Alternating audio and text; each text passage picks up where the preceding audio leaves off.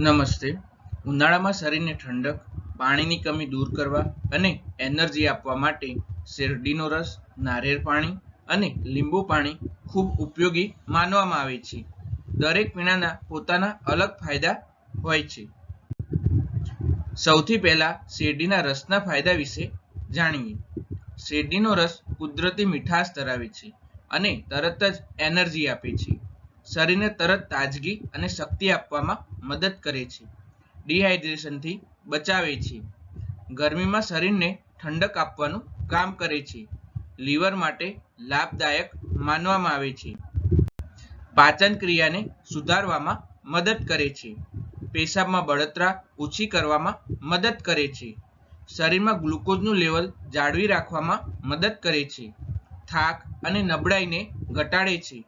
તેમાં iron, calcium, potassium જેવા તત્વો રહેલા હોય છે. ધ્યાન રાખવાની બાબતો: વધુ પ્રમાણમાં પીવાથી સુગર વધી શકે છે.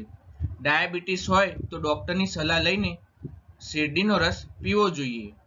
હંમેશા સ્વચ્છ જગ્યાનો રસ પીવો જરૂરી છે. હવે આપણે નારિયેળ પાણી પીવાના ફાયદાઓ વિશે જાણીશું. નારિયેળ પાણી કુદરતી ઇલેક્ટ્રોલાઇટ ડ્રિંક્સ ગણવામાં આવે છે. શરીરમાં પાણીની કમીને દૂર કરે છે.